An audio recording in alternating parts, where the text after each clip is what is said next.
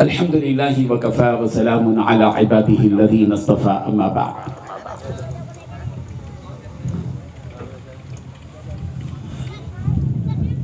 قابل احترام علماء کرام، بزرگان محترم،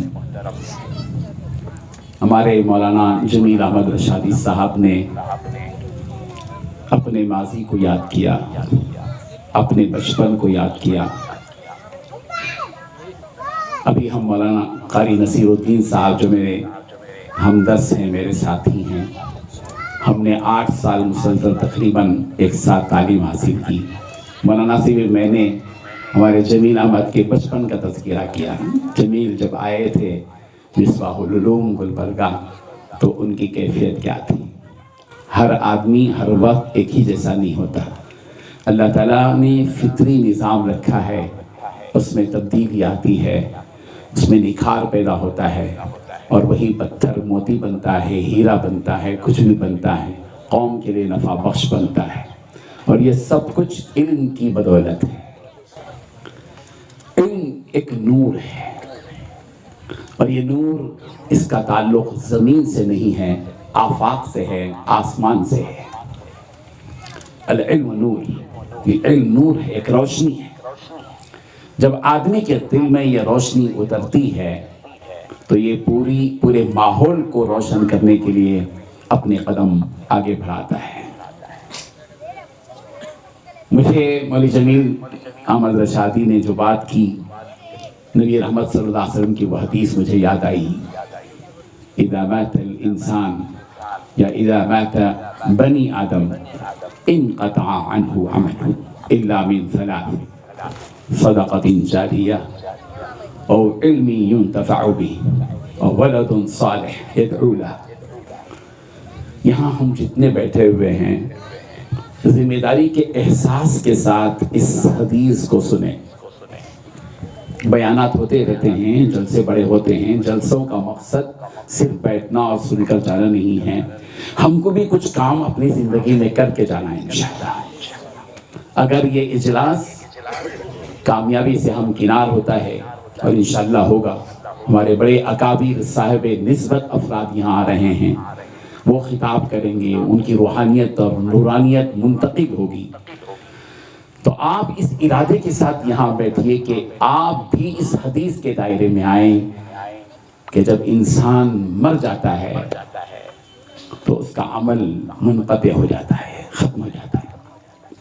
زندہ تھا نماز پڑھتا تھا، زندہ تھا قربانی دیتا تھا، زندہ تھا عمرے کرتا تھا، زندہ تھا حج کرتا تھا، زندہ تھا جہاد کرتا تھا، زندہ تھا نیک اچھے اعمال کیا کرتا تھا، زندہ تھا صدقہ کرتا تھا، زندہ تھا روزہ رکھتا تھا، زندہ تھا تراویح پڑھتا تھا، زندہ تھا دوسرے خیر کے اہم ترین کام کرتا تھا، زندہ تھا یتیموں کے سروں پر شفقت کا ہاتھ پھیرتا تھا، زندہ تھا بیواؤں کی خبر گیری کرتا تھا، زندہ تھا بھوکوں کو کھانا کھلاتا تھا، زندہ تھا ننگوں کو کپڑا پہناتا تھا، زندہ تھا کنویں کھودتا تھا۔ لیکن جب آدمی مر جاتا ہے کچھ نہیں کر سکتا سوائے یہ کہ وہ قبر میں لیٹے ہوئے ہوتا ہے۔ لیکن قربان جائیے، نبی رحمت حضرت محمد مصطفیٰ صلی اللہ علیہ وسلم نے ہم سب مرنے والوں کے لیے ایک بڑی خوشخبری دی کہ تم چلے جاؤ گے، موت آ جائے گی، اور اس موت کی اسٹیشن کے ذریعے تم اپنے رب کے ہاتھ چلے جاؤ گے، لیکن 3 شکلیں تمہارے مرنے کے بعد بھی ایسی ہیں کہ تمہارے اعمال کا سلسلہ جاری رہے گا انشاءاللہ۔ 3 سلسلے ہیں،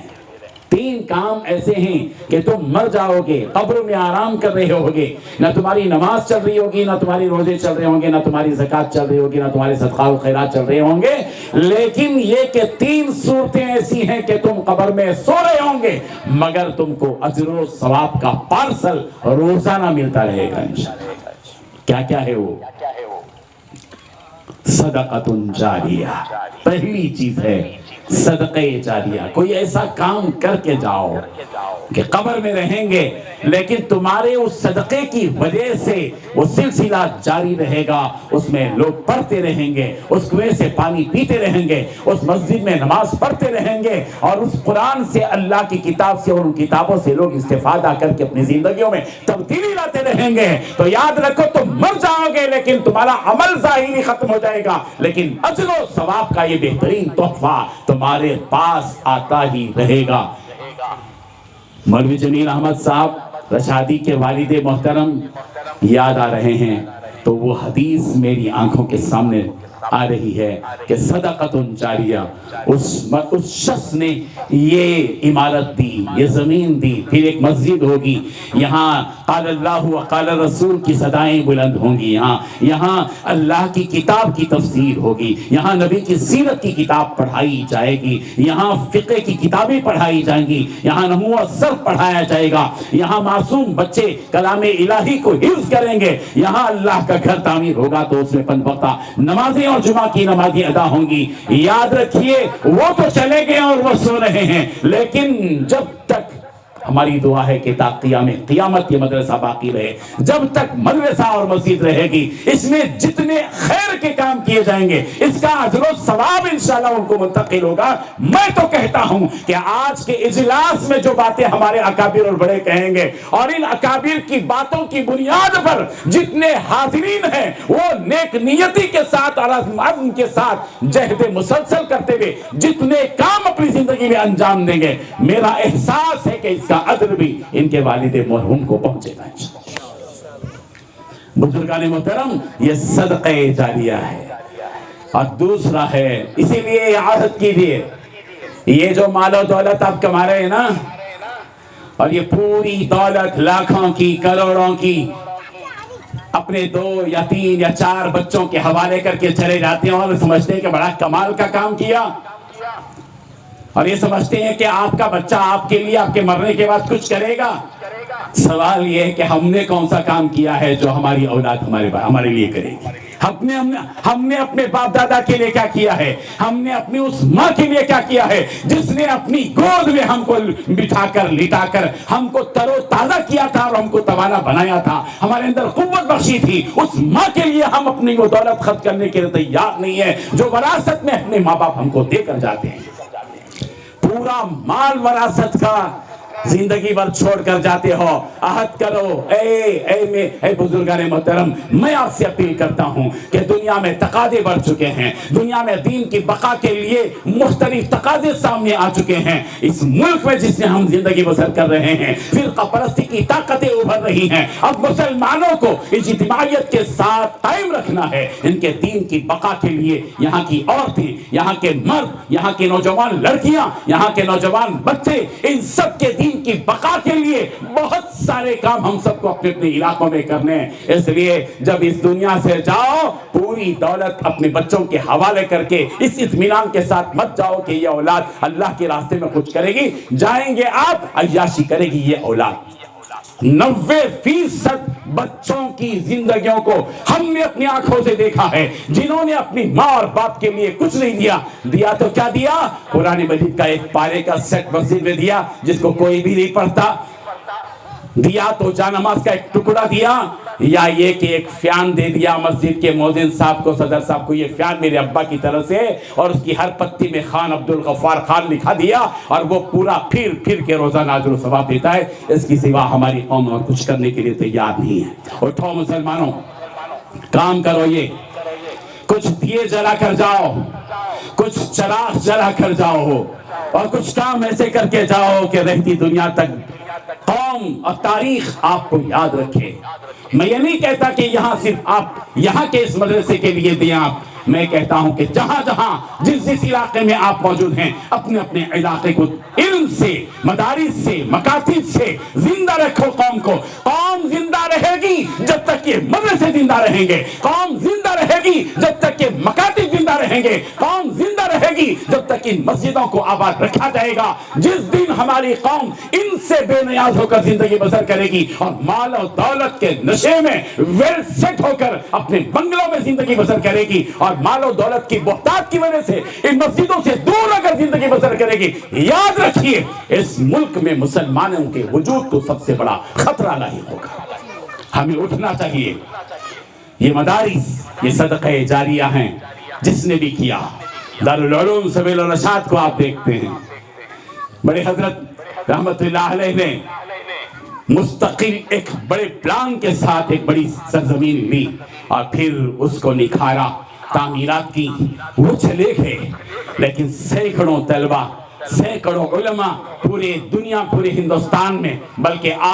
آپ کہیں گے تو ویسٹ انڈیز میں اور شکاگو میں سبیل الرشاد کے نام سے بھی مدرسے چل رہے ہیں، اور پھر سبیل الرشاد کے علاوہ کئی اس سے ملے جلے ناموں سے ہندوستان کی مختلف ریاستوں میں یہ رشادی علماء جتنے مدارس چلا رہے ہیں، یہ بڑے حضرت کے لیے صدقۃ جاریہ ہے، یہ صدقہ جاریہ ہے۔ اور علم ينتفع بھی، اور دوسرا ہے علم، ایسا علم جس سے لوگ نفع حاصل کرتے رہیں۔ آپ علم کا ایک چراغ جلا کر جائیے، علم کی کوئی چیز چھوڑ کر اس دنیا کے اندر جائیے، یہ بچوں کو پڑھا کر جائیے، دین کلمہ طیبہ پڑھا کر جائیے ان بچوں کو، التحیات پڑھا کر جائیے ان بچوں کو، اسلام کی مبادیات پڑھا کر جائیے ان بچوں کو، اسلام کی تعلیمات سے آشنا کر کے ان کو چاہیے، اور حدیث اور تاریخ اور تفسیر اور فقہ سے سوار کر ان بچوں کو اور نوخیز نسل کو آباد کر کے جائیے۔ جب اس دنیا سے آپ جائیں گے، وہ جو علم اس دنیا میں آپ کی طرف سے باقی رہے گا، میں سمجھتا ہوں، میرا یقین ہے اس حدیث کی روشنی میں کہ اللہ تبارک و تعالی آخرت میں اس کا اجر آپ کو دیتا رہے گا، اور یہ صدقہ جاریہ بنتا رہے گا۔ آپ اور ہم نہیں رہیں گے، لیکن وہ سلسلے، وہ مفید اور نافع سلسلہ اس روئے زمین میں باقی رہے گا، جس کی وجہ سے آپ کے درجات بلند ہوتے رہیں گے، اور درجات پر درجات بلند ہوتے رہیں گے، حفاظ پیدا ہوتے رہیں گے، علماء پیدا ہوتے رہیں گے، امام پیدا ہوتے رہیں گے، مبلغین پیدا ہوتے رہیں گے، داعی حضرات پیدا ہوتے رہیں گے، اور ملت کی رہبری اور رہنمائی کرنے والے افراد جب زندہ رہیں گے اور ان کی زندگی کا ذریعہ آپ بن جائیں گے، تو یاد رکھیے یہ آپ کے لیے وہ چیز ہے کہ آپ نے اپنے لیے اپنے اعمال کو منقطع کرنے سے بچایا اور سلسلے کو جاری رکھا جو اپنی زندگی میں موجود تھا۔ اور پھر ولد صالح یدعو له، اور یہ نیک اولاد جو دعا کرتی ہے اپنے باپ کے لیے۔ اچھی اولاد چھوڑ کر جائیے، اچھی اولاد چھوڑ کر جائیے اس دنیا سے۔ ڈاکٹر بنا کر جا رہے ہیں، ایمان سے محروم ڈاکٹر بنے گا، آپ کو مرنے کے بعد کچھ نہیں ملے گا۔ آپ ایک انجینئر بنا کر جا رہے ہیں اپنی اولاد کو، لیکن اگر وہ دین سے محروم ہے، نماز سے بے پرواہی کی زندگی بسر کر رہا ہے، آپ چھوڑ کر جا رہے ہیں اپنی اولاد کو، لیکن وہ آپ کے لیے زیادہ آخرت نہیں بن سکے گا، وہ آپ کی آخرت کی ترقی اور نجات کے لیے کامیابی نہیں بنا سکے گا۔ اس لیے میں پورے اپیل کرتا ہوں تمام حاضرین کو کہ وہ اس اجلاس کو اپنی شرکت سے ایک سوئی کے ساتھ بیٹھ کر اس کو کامیاب بنائیں۔ انشاءاللہ یہ اجلاس کامیاب ہوگا، اور یہاں طلبہ آئیں گے اور پڑھیں گے، اور یہاں سے چراغ جلتے رہیں گے، اور یہ سلسلے کو جاری رکھنا، باقی رکھنا، یہ ہم سب کے ملت کے سارے افراد کی ذمہ داری ہے۔ میرے احساسات ہیں، جذبات ہیں، میری نیک تمنائیں ہیں مولوی جمیل احمد رشادی کے ساتھ کہ انہوں نے جو چراغ جلایا ہے، انہوں نے جو ایک پودا اگایا ہے، یہ ان قریب انشاءاللہ ایک تناور درخت بنے گا، ایک سایہ دار درخت بنے گا، اور اس سے انشاءاللہ ملت کے نونہال، ملت کی نوخیز نسل استفادہ کرتی رہے گی۔ اللہ تبارک و تعالی مجھے اور آپ کو عمل کی توفیق عطا فرمائے۔ آمین۔ وآخر دعوانا ان الحمد للہ رب العالمین۔